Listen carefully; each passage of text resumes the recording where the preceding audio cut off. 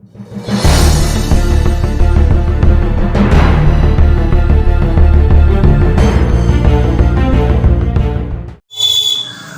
आप देख रहे हैं ऑल फैक्ट्स। मैं हूँ आपके साथ दोस्तों। बिहार का चुनाव खत्म हो चुका है और जो जनता अपना प्रतिनिधि चुने हैं वो शपथ ग्रहण का इंतजार है और शपथ ग्रहण होते ही वो अपने पंचायत में अपना प्रतिनिधित्व करेंगे। साथ ही जो पंचायत में दूसरे स्थान पर तीसरे स्थान पर आए हैं उनका क्या कहना है और जो जनता उनको वोट दिए हैं वो अपने पंचायत में किस तरह से जो है सो विकास करते हैं। और जो नया मुखिया जो अभी बने हैं, मुखिया हो या पंचायत के जो कोई भी जिला पार्षद हो, सरपंच हो या फिर पंचायत समिति हो, जो जनप्रतिनिधि हैं जो नवनिर्वाचित हैं अभी, वो 5 साल में क्या विकास करेंगे वो तो आप लोग को हम दिखलाएंगे ही। वो अपना खुद का विकास करेंगे या फिर जनता का विकास करेंगे, वो सब कुछ दिखलाएंगे। अभी हमारे साथ रैंका प्रखंड से जो है सो समोल पंचायत से हमारे साथ उप विजेता मुखिया जो है सो राजकुमार झारी और राजा भैया। हम लोग जो है सो चुनाव के क्रम में भी इंटरव्यू इनसे लिए थे और इनके फेसबुक पेज के माध्यम से समाज सेवा के रिलेटिव जो कुछ भी ये काम करते हैं वो रक्तदान के शिविर से हो या फिर जो है सो जो बाल दिवस के शुभ अवसर पर या फिर वृक्षारोपण, जो कुछ भी समाज के लिए ये काम करते हैं उनसे हम लोग अवगत हैं। तो इनको कुल 909 वोट प्राप्त हुआ था और 84 वोट से ये मुखिया पद के जो कुर्सी से ये इस पंचायत से डिफीट कर गए थे। तो इनको जो 909 वोट मिला वो जनता को ये 5 साल तक कैसा सेवा करेंगे, कैसा विकास, साथ साथ पूरे पंचायत का ये कैसा विकास देखना चाहते हैं, वो सब कुछ बातें करेंगे। इससे पहले आपको बता दें, यदि आप हमारे चैनल को यूट्यूब पर देख रहे हैं तो चैनल को सब्सक्राइब करें। सही यदि फेसबुक पेज पर देख रहे हैं तो पेज को फॉलो जरूर करें। सर्वप्रथम सर आपको ऑल फैक्ट्स में स्वागत है। ऑल फैक्ट्स टीम को बहुत बहुत धन्यवाद जो यहाँ पे आए हैं मेरे इंटरव्यू के लिए। सर एक चीज़ बतलाइए, चुनाव में आप 909 वोट आपको कुल इस पंचायत के मतदाता मालिक ने आशीर्वाद के रूप में दिए। 84 वोट के कारण आप जो मुखिया पद से डिफीट कर गए। 909 वोट जो मिला, जो जनता आपको दिए, वो मुखिया आपको चुने जी, वो 1 वोट दे करके हो या 909 वोट दे। जनता ये चीज़ नहीं समझते थे जो मुखिया कौन बनेगा, वो उनका ये था जो राजा भैया मुखिया बनेंगे और 909 वोट आपको मिला। आप उनका विकास आगे 5 साल तक कैसा देखना चाहते हैं, साथ साथ पंचायत, पूरे पंचायत का क्या विकास देखना चाहते हैं? सबसे पहले जब मैं समाज में आया था, पंचायत में राजनीतिक जीवन के उद्देश्य से जब मैं यहाँ पे आया था तो मेरे दिमाग में हमेशा था कि जीतूंगा लेकिन हार भी सकते हैं। तो उस परिस्थिति में जो हमें मतदाता जो हमें वोट देंगे उनका क्या होगा। तो ठीक है, 84 वोट से हम हार गए हैं, लेकिन उस समय भी हमने काफ़ी सोच विचार किया था कि उनके लिए हमें खड़ा रहना है।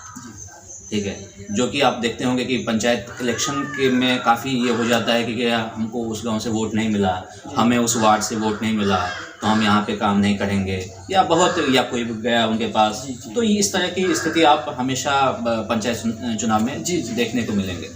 तो ये इन सब चीज़ों से मैं अवगत था। तो इसी वजह से जो पहले से मैं मेंटली प्रिपेयर्ड था कि अगर डिफीट होता भी हूँ तो मैं पंचायत में, समाज में मतदाताओं जिन्होंने मेरे अंदर विश्वास दिलाया है तो उन सब के लिए मैं खड़ा रहूँगा। और 5 साल मैं ये नहीं देखूँगा कि 5 साल में मैं किसी का पाँव नहीं खींचूँगा। मैं 5 साल में जो जीते हैं उनको बहुत बहुत शुभकामनाएं, और मैं उनको जितना भी सहयोग हो सकता है मैं उनका पूरा सहयोग करूँगा। जी सर एक चीज़ बतलाइए, 5 साल क्योंकि अभी शपथ ग्रहण नहीं हुआ है, जो नवनिर्वाचित मुखिया है उनको हमारे चैनल के माध्यम से भी बहुत बहुत शुभकामनाएं जी। जो इस पंचायत में की जनता ने आपको मुखिया चुने, जरूर कुछ लायक समझे होंगे इसीलिए उनको मुखिया चुने। सर आपसे हम जानना चाहते जो पूरे पंचायत का विकास कैसे हो, उसके लिए आप क्या कहना चाहते हैं? क्योंकि आप युवा हैं, आप जो चुनाव के दौर में उतरे हुए थे मैदान में, आपका कुछ दावा अलग है, तो आप कैसे विकास देखना चाहते हैं? और विकास करने के लिए कुर्सी कोई मायने बात नहीं रहता है। नहीं, जहाँ तक पावर की बात है, कुर्सी की बात है तो मायने तो रखता है। ये पहले भी मुझे लगता था कि आप बिना कुर्सी के भी समाज सेवा कर सकते हैं, लेकिन बिल्कुल मैं उसी उद्देश्य से, आप समझ सकते हैं कि अभी तक शपथ ग्रहण नहीं हुआ है, लेकिन लगभग 2 महीना बीत चुका है, लेकिन 2 महीना में कोई ऐसा दिन नहीं होगा जब मैं समाज के बीच में नहीं हूँ, या मैं ये कोशिश नहीं करता हूँ कि आज मैं समाज के लिए या लोगों के लिए क्या काम मैं ला सकता हूँ या क्या काम मैं कर सकता हूँ। अगर मेरे पास कोई काम नहीं रहता है तो मुझे लगता है कि यार आज कुछ हो नहीं पा रहा है, ठीक है। तो इस तरह से मैं राजनीति में समाज के लिए मैं अपना समर्पण में देने के लिए मैं तैयार हूँ। जहाँ तक पावर की बात है, कुर्सी की बात है, मायने तो रखता है। अभी इसी बीच में आप समझ लीजिए कि 2 बार मेरे ऊपर FIR करने की कोशिश की गई है, ठीक है। हाँ, तो सामाजिक कार्य में जो भागीदारी मेरी है या पता नहीं लोगों को जो भी लगता हो, तो मुझ पर असामाजिक नहीं, मुझे ही असामाजिक तत्व कहा गया। तो इस तरह से आप समझ सकते हैं। तो कहीं ना कहीं पावर और कुर्सी नहीं है, इसकी वजह से इस तरह की प्रताड़ना आपके साथ हो रहा है। हाँ, लेकिन फिर भी जनता का विश्वास मेरे ऊपर है, तो इसकी वजह से जो है वो कहीं ना कहीं वो FIR के रूप में वो संलग्न नहीं हो पाया। और लोगों और 909 जनता, 909 मतदाता इस पंचायत के आपके साथ है। बिल्कुल बिल्कुल 909 ही नहीं है। अब तो ऐसी परिस्थिति है कि आप समझिए कि जो भी विजेता है जी, तो अगर जितने वोट से वो जीते हैं बस उतना ही उनका हुआ जी, ठीक है। बाकी जितने भी जो और भी लोगों को जितना वोट दिया, सबका जो है विपक्ष हम ही है, ठीक है। सबके लिए हम खड़े हैं। तो 4-4.5 हज़ार, हम ये नहीं समझते कि मुझे 909 वोट मिला है। अब जितने भी 4.5-5 हज़ार मतदाता जो है उनका जो है उनके लिए मैं काम करूँगा। इस उद्देश्य से हम आगे बढ़ते जाएँ और देखते हैं चीज़ों को। सर एक चीज़ आप बताइए, जो आपका फेसबुक पेज के माध्यम से हमें रक्तदान के रूप में जो है सो रक्त दिया जाता है, ऐसा कुछ चल रहा है, हम देखते हैं, बराबर अवगत हैं आपके फेसबुक पेज के माध्यम से। तो वो क्या है, थोड़ा सा आप बताइए। देखिए, रक्त की जरूरत सभी को होती है, सभी को जो भी प्रॉब्लम सभी को होती है, लेकिन अभी भी समाज में इसको लेके अवेयरनेस नहीं है, ठीक है। लगता है कि हाँ रक्त देना अच्छी बात है, लेकिन मेरे घर से कोई लड़का जो है रक्त देने के लिए नहीं जाए, ठीक है। लेकिन है अच्छी बात है, ठीक है।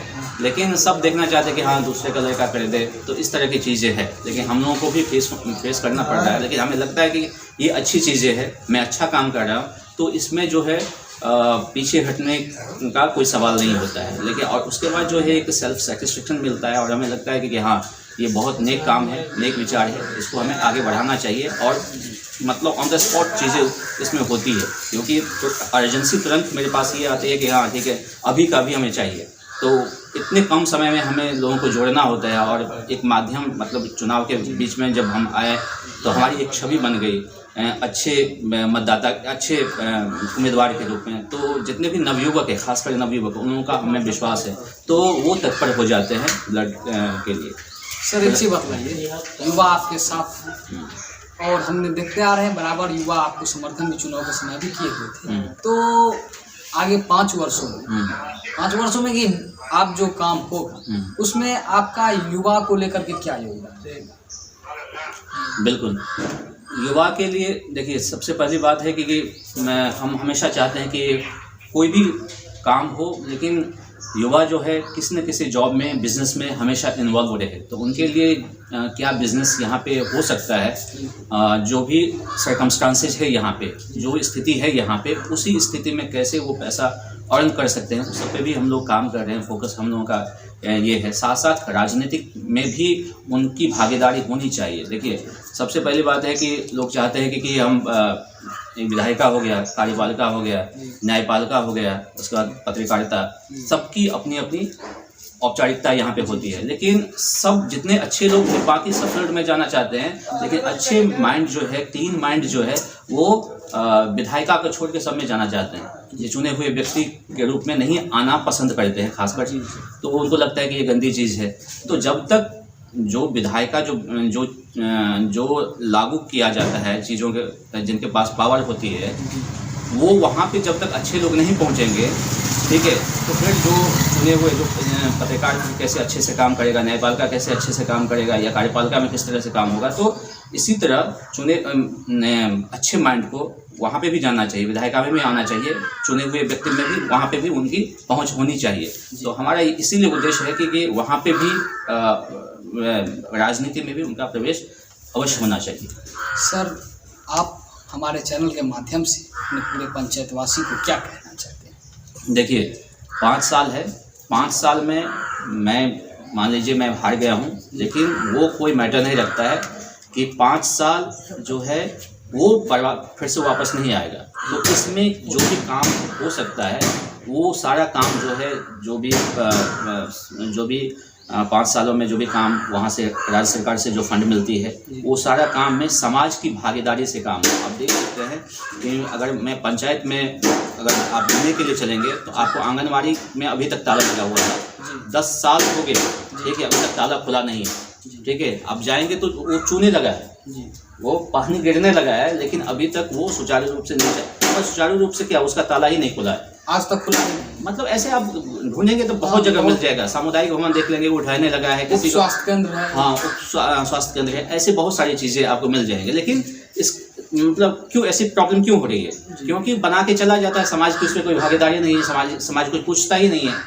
तो इस तरह की परिस्थिति नहीं हो, जैसे ही कोई फंड आता है समाज को बिल्कुल सचेत होना है कि हाँ ये फंड कितने का फंड है, ये कब तक कंप्लीट होगा और कब इसका उद्घाटन होगा, ठीक है। ये सब जिम्मेदारी समाज को भी लेना पड़ेगा। जो अपने वार्ड मेंबर से बात करे, अपने मुखिया से पूछे या जो भी चुने हुए व्यक्ति है उनसे जवाबदेही हुए, ठीक है, तभी समाज का फंड आ गया। क्या हो गया, अभी आप गिनती करने के लिए जाएंगे पूरे पंचायत में कम से कम नहीं कुछ तो 5 करोड़ की संपत्ति आपको ऐसे का ऐसे ही पड़ा हुआ मिल जाएगा, जिसमें 10 साल से बना हुआ है, उसका कोई यूज ही नहीं। वो पैसा किसका है? जनता का पैसा है। 200 मतलब 100 प्लस आप पेट्रोल का दाम बढ़ा दिए हैं, कहाँ से पैसा गया? हमारे पॉकेट से गया है ना। 200 रुपये लीटर सरसों का तेल हो गया है, वो किसका पैसा गया है? इनडायरेक्ट रूप से जो है सब जनता जो है पैसा देता है, टैक्स देता है। सर बीच में सर एक सवाल और हमारे मन में आया है, जो हमारे माननीय मुख्यमंत्री श्री नीतीश कुमार जी के द्वारा जो है शराब मुक्त बिहार घोषित किया, तो शराब बंद नहीं माना, लेकिन हम लोग जब घूमते हैं तो अभी भी बहुत अच्छा व्यवस्था, जो पहले हम लोगों को या फिर हम लोगों को नहीं, लोगों को जो जाना पड़ता था किसी दुकान पे, किसी शराब के ठेके पे, उससे अब बेहतर सुविधा हो गया है, जो उनको घर तक मिल जाता है और कुर्सी पे बैठे बैठे उनको मिल जाता है, थोड़ा सा पैसा ज़्यादा। सर इसका आपके क्षेत्र में आपके हिसाब से क्या स्थिति है? क्या ये सही में शराब बंद है या फिर सुविधा बेहतर हो गया है? बहुत ही दयनीय स्थिति है जी। मैं कल भी देखा हूँ एक नौजवान को क्रॉक्स का जो सिरप होता है ऐसे गटाक से पीते हुए और पी के उसने फेंका है। क्रॉक्स के सिरप में आप लिखेंगे नो अल्कोहल दिखेगा, ठीक है, लिखा हुआ। तुरंत मैंने वो सिरप का डब्बा जो है खाली मैंने देखा, उसमें लिखा था नो अल्कोहल, लेकिन फिर वो क्यों पी रहा था? ठीक है, तो ऐसी परिस्थिति हो रही है। मतलब एक नशा में ठीक है, अब उस पर कार्रवाई हुई है। कार्रवाई अभी इस बीच में जब ऐसी भयंकर घटना हुई है, जब बहुत से लोग मारे गए हैं, तो तब वो भी कुछ टाइम के लिए, तो उस टाइम के लिए जो इतनी बड़ी कार्रवाई हो सकती है, तो पहले से ये कार्रवाई क्यों नहीं हुई थी? मतलब कि अभी जो प्रशासन जो इतना सचेत हो रहा है इसको लेके, लेकिन ये भी ज़्यादा समय तक नहीं रहता है, क्योंकि सबकी मिली भगत उसमें रहती है, सब जगह से पैसा जाता है। लेकिन ये एक बिल्कुल ही फ्लॉप चीज़ें हैं कि मुझे नहीं लगता है कि ये बहुत ही दयनीय स्थिति है। और बच्चे जो है नशा में अलग अलग तरह के नशा एक्सपेरिमेंट कर रहे हैं, वो ले रहे हैं, ठीक है। इससे और भी स्थिति बहुत दयनीय स्थिति उत्पन्न हो गई है।